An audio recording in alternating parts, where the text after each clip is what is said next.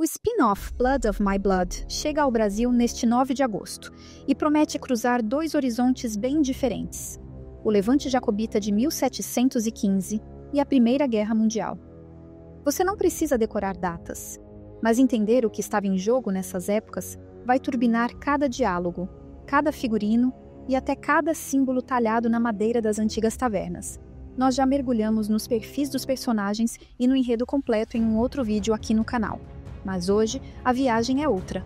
Vamos escavar o panorama histórico para entendermos a fundo o que está se passando nos períodos que serão abordados em Blood of My Blood. Primeiro, as Highlands de 1715, estrutura dos clãs, rebelião jacobita e impacto na vida de Ellen e Brian. Depois, o escritório de censura postal em Londres durante a Primeira Guerra, como Julia e outras mulheres cortavam cartas para proteger segredos militares. Se você curte conteúdo histórico que deixa a série mais rica, já deixa teu like para o algoritmo não perder essa trilha do tempo. Bora!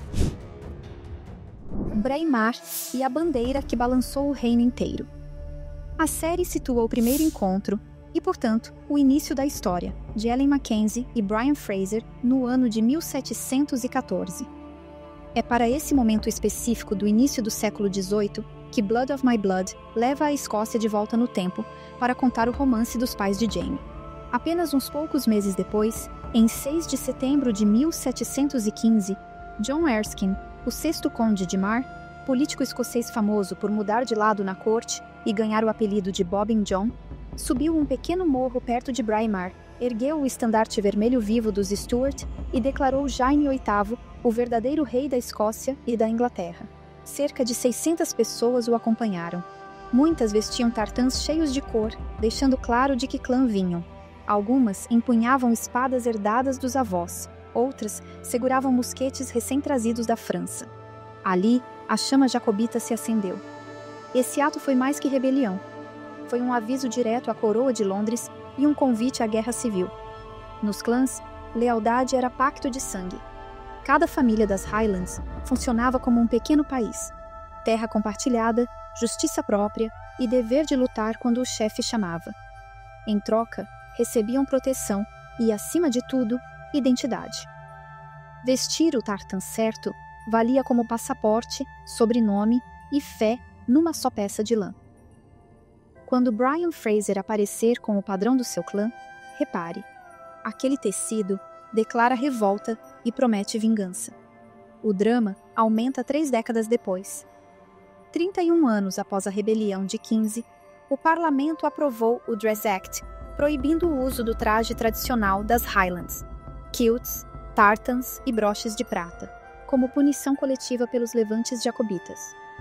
Se na série um soldado inglês fizer careta ao ver um escocês de kilt, lembre-se, não é capricho de moda, é uma tentativa de apagar a identidade de um povo.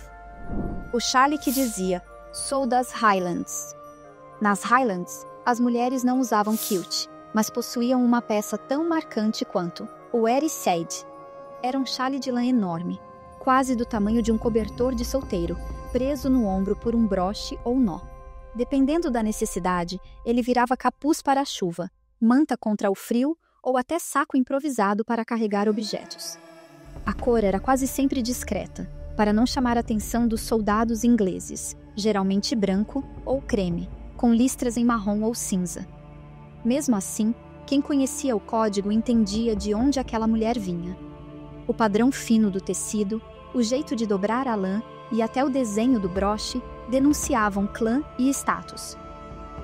Depois de 1746, quando o parlamento proibiu tartãs e kilts, o Erisaid escapou da lei por não ser considerado traje militar. Resultado, virou sinal silencioso de rebeldia feminina, mantendo viva a estética Highlander em plena repressão. Se a série mostrar Ellen Mackenzie cruzando um corredor com um chale rodopiando, repare, ali vai toda a teimosia dos clãs, enrolada em lã macia e carregada de história. Terra, cobrança e mudança. Muito antes de o primeiro mosquete disparar, Londres já tentava domar as Highlands. Engenheiros reais cortavam vales inteiros para abrir estradas militares, enquanto aristocratas ingleses cercavam antigos pastos comunais e cobravam aluguel de quem sempre morou ali. De repente, pequenos criadores de ovelhas viravam inquilinos sem direito a lenha nem caça. Para escapar da miséria, muitos viram duas saídas: embarcar para a América ou pegarem armas ao lado dos jacobitas. A América mencionada aqui eram as 13 colônias britânicas ao longo da costa atlântica, lugares como Carolina do Norte e do Sul, Geórgia e Nova York. Os governos coloniais precisavam de mão de obra e ofereciam terra barata, ou até gratuita, para atrair europeus.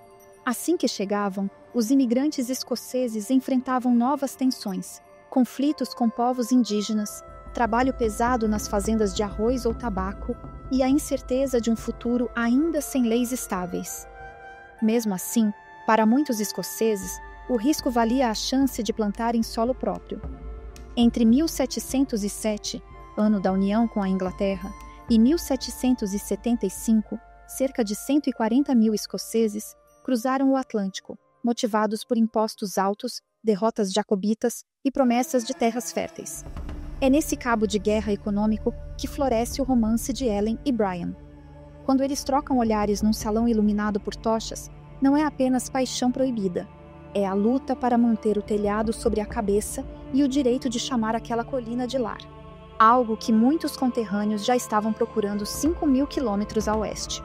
Se essa virada econômica era novidade para você, marca economia nos comentários que eu preparo um vídeo só sobre a transição feudal capitalista nas Highlands. Força feminina na Grande Guerra. Avançamos 200 anos e trocamos o frio das montanhas pelo cheiro ácido da trincheira molhada. Julia Morriston, mãe de Claire, trabalha no Serviço de Censura Postal Britânico em Londres. Entre pilhas de envelopes, ela abre, lê, raspa informações estratégicas e sela de novo, tudo para impedir vazamento de segredos que pudessem comprometer batalhões inteiros. Centenas de milhares de cartas passavam diariamente por mãos femininas, treinadas para detectar códigos, gírias e pistas sobre movimentação de tropas. Se um soldado reclamava de bombardeios constantes, a frase virava um buraco retangular. Se alguém descrevia botas encharcadas ou falta de munição, o trecho desaparecia sob tinta preta. Enquanto isso, outras mulheres abasteciam fábricas de munição ou dirigiam bondes lotados, consertavam motores de ambulância e operavam telégrafos.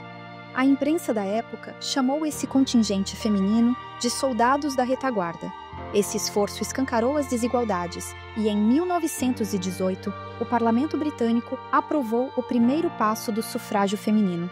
Mulheres acima de 30 anos, com certa renda ou propriedade, conquistaram o direito de votar. Então, se Julia soltar um sorriso irônico diante de algum comentário paternalista, lembre-se, ela pertence à geração que conquistou direitos políticos na marra. Campo de batalha ou sala de testes? Na linha de frente de 1915, quase tudo era novidade, e nem sempre para o bem. Cirurgiões começaram a usar próteses faciais de borracha e silicone para reconstruir rostos destruídos por estilhaços.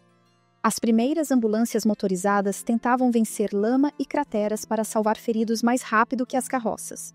Soldados passaram a vestir máscaras de pano embebido em substâncias químicas, os protótipos das máscaras de gás, e a receber ordens pelo telégrafo de campanha, uma rede de fios esticados sobre estacas. Cada objeto que aparecer na série carrega dor e esperança ao mesmo tempo. Se você reparar em cabos pendurados entre postes de madeira, eles não são cenário aleatório, formam a linha de vida que leva pedidos de socorro ou avisos de ataque químico às trincheiras vizinhas. Saber disso transforma um detalhe de fundo em alerta de perigo real. Uma carta, 2 guerras, em Braemar, mensageiros atravessam vales com pergaminhos selados por cera vermelha dos Stuart. Se o portador for capturado, pode ser enforcado por traição. 200 anos depois, envelopes pardos chegam a Londres marcados em carimbo roxo com o texto "Aberta pela censura". A tesoura que remove frases proibidas muitas vezes também corta a esperança de uma família. Em ambos os cenários, um pedaço de papel dobrado pode condenar ou salvar vidas. É a forma visual mais clara de um tema recorrente em Outlander. O que se escreve hoje define quem sobrevive amanhã. Se você está curtindo enxergar história em objetos de cena, compartilha este vídeo agora mesmo. Quanto mais gente notar, menos detalhes passam despercebidos. música e símbolos. A gaita de foles escocesa que embalou o levante de Braemar em 1715 também ressurge 200 anos depois, no fronte ocidental durante a Primeira Grande Guerra, quando os pipers escoceses tocavam Blue Bonnets Over the Border para reunir o regimento antes de avançar. E é interessante observar como essa conexão entre séculos manda o mesmo recado. O escocês que parte para a batalha leva o som de casa no peito. Para uma série como Blood of My Blood, esses símbolos significam muito, e as imagens seguem a mesma lógica. Você está pronta para ver Blood of My Blood com os olhos bem abertos. Ao cruzar o portão de Lallybroch, ou o portão de um acampamento britânico, preste atenção. Cada detalhe tem camadas de sentido esculpidas por séculos de luta, amor e resistência. E eu quero saber de você. Qual detalhe histórico você acha que vai roubar a cena no primeiro episódio?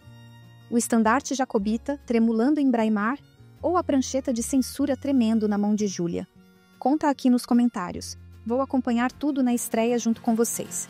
Quer completar os preparativos para assistir Blood of My Blood? Não deixa de conferir o vídeo que fizemos detalhando como será o enredo e os personagens que farão parte dessa história. Vou deixar o link na descrição. Se este mergulho no passado iluminou tua expectativa, deixa o like, compartilha com aquela pessoa que ama detalhes históricos e se inscreva no canal. Você nos motiva a continuar criando vídeos para quem é apaixonado pelo universo de Outlander e outras séries históricas. Muito obrigada por assistir.